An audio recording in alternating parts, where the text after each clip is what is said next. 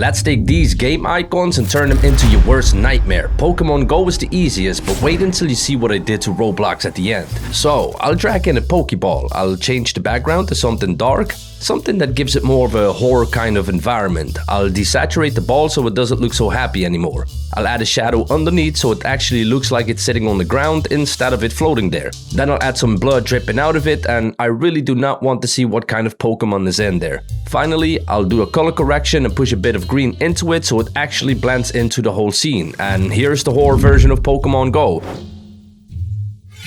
Now, this one was pretty fast and easy, but they're gonna get scarier, I promise. But now, let's move on to the next one, which is Minecraft. So I'll start by dragging in two white squares, and those are going to be the eyes. On the right eye, I'll add some grayish rectangles into it to make it look like it's squinting. Once that is done, I'll add blood dripping from the eyes. Once I've got one side looking right, I'll just duplicate it over to the other so both eyes are bleeding. And I'm not sure what made him sad, but crying blood cannot be good. Next, I'll create a shape for the mouth, and then I'll add some white blocky parts into it that'll work as teeth. Looks extremely random, but for some reason it works. Anyways, I'll add two glowing eyes into the eyes themselves. After that, I'll change the color of those squinting eyelids to more of a darker red. And also, let me take the green out of the image and change it to a darker, desaturated red because he literally had grass on his head. Anyways, here is Minecraft if it was homeless, I mean horror.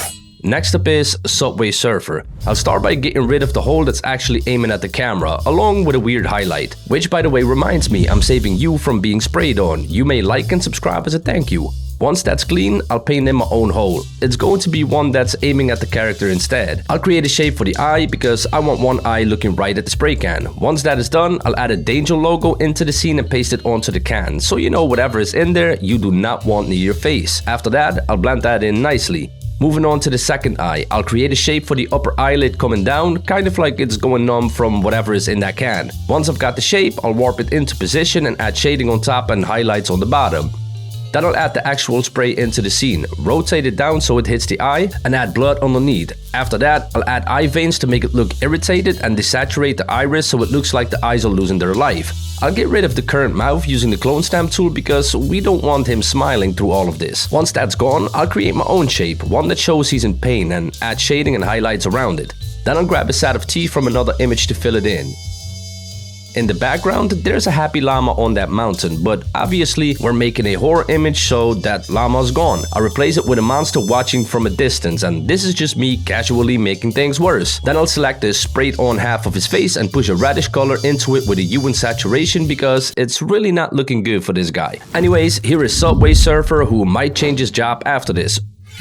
Remember guys, we still have Free Fire and Roblox at the end, but let's move on to League of Legends. For League of Legends, I want to take the blue on the inside of the logo and turn it into red. For the rest of the logo, I want to turn it into a darker greenish tone. Once I've got that, I'll add cracks into the L because whatever is in that portal is bleeding through the cracks. Once the cracks are done, I'll add highlights to them so they feel more realistic. Then I'll paint blood coming out of them. There's something hiding in that portal and it's about to come out, so I'll add a ghost-like entity into the scene. I'll play around with the blending modes and land on pin light, which makes it look really creepy. I'll keep the hand on a separate layer so I can integrate it properly, holding on to the L. After that, I'll fade the end of it into the portal so it looks like it's actually coming out, with some shading underneath. I didn't love the placement at first, so I moved the creature further behind the L, kind of like it's shy or something. I used Puppet Warp to bring the face out from behind it, which also lined the arm up with the hand better.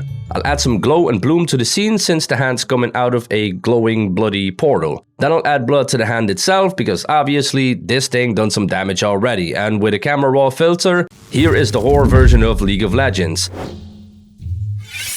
But next up is 8-ball pool. I'll start by placing eyeballs on the exact spots where the pool balls are in the original icon. Once they're all in place, I'll separate the pool cue onto its own layer and then I'll bring in a metal table as the background. After that, I'll add shading on the table and make sure the eyes feel grounded in the scene. I'll do the same for the eyes themselves, since they're close enough to cast shadows on each other.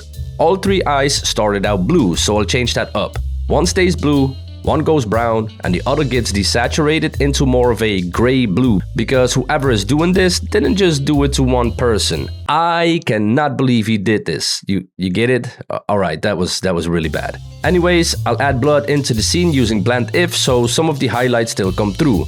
Then I'll darken the bottom right of the image since the light is coming from the top left. The queue had some weird blue tones from the original image, so I'll desaturate that and bring the yellow back so we lose the blue but keep the original color. I'll add blood under the eyes as well. After that, I'll adjust the perspective so it's sitting right on the table. Then I'll use an iris blur so the middle of the frame becomes the focal point. I thought it was done, but I tried swapping the queue out for a knife just to see, and honestly I liked them both enough to keep both. With a camera raw filter, here is the horror version of 8-Ball Pool. Which one do you prefer, the queue or the knife? Anyways, let's move on to Valorant, which made me question myself a bit. For Valorant, I'll start by creating some extra shapes to give it a sense of depth. I'll rough those shapes up a bit because too clean just doesn't read as real. I'll do the same thing on the inside of the rock so it stays consistent. Then I'll add a stone texture to everything to finish it off. Let's also add some highlights to the rocks. After that, I'll add some red smoke behind the rocks to separate them from the dark blue background. And this is where it takes a turn. I'll bring in a man laying on one rock while the other one is basically penetrating his stomach. Now, this is where I start questioning my job. I'll resize him down and position him into the scene. I'll remove some of the rock so it looks like it's actually going into his body and add blood onto him and the stone. I close his eyes with two separate eyelid shapes and add a black stripe in the middle. He's still looking pretty neutral for someone in this situation, so I'll just use Liquify to bring his chin down. And no, I'm not trying to recreate the crimson chin. Anyways, this gives me room to open up his mouth. I'll erase part of the mouth to open it up and draw in some teeth. Then I'll desaturate him since he is not exactly alive anymore. I'll add shadows underneath him from laying on the rock, plus lighting from those glowing red clouds behind him. Then it's more blood, dripping onto the rock from where it's piercing him and out of his mouth, his nose, and his ears. And then a final camera raw filter, and here is Valorant if the logo designer was a demon. We're on the final two apps of this video, so let's see how bad I corrupted Free Fire. Now, for Free Fire, I'll start with just the background, then dragging an image of a guy falling out of the sky, looking pretty concerned. I mean, at this point, it would already feel like horror to me, but whatever. I'll paint some purplish bruises on him, starting on his cheek, and then two circular spots around his eyes for the black eye. Obviously, this guy's going through something already. I'll add a rope into the scene, going around his neck. Then I'll add shading under his chin where it's touching the rope.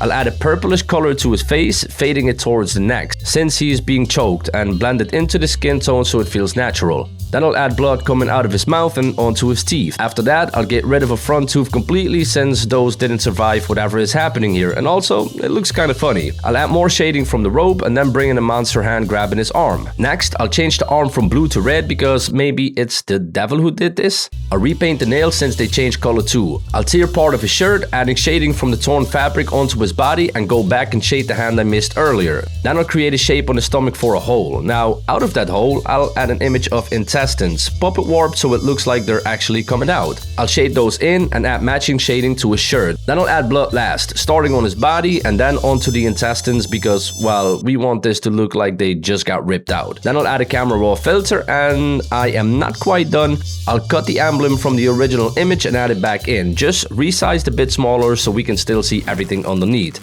And this is how we turned Free Fire into Free Fall. Now the last icon we're going to corrupt is Roblox. I'll start by putting the Roblox logo onto its own layer. Then I'll add a hand into the scene, positioned behind the logo. Inside the logo, I'll add cracks, kind of like glass. I'll get rid of parts of the hand since it's literally holding broken glass, which isn't exactly safe to hold. After that, I'll add blood into the scene, starting with the fingers since he's pressing a little too hard into the glass. Next, I'll use warp to make it follow the shape of the fingers, and with blend if, I'll make sure some of the highlights still come through. Then I'll add blood to the logo itself and shadows under the fingers, and that's basically it. So what we've learned is to never hug Roblox because, well, a picture speaks 1,000 words. And if you like this video, you might like this one too.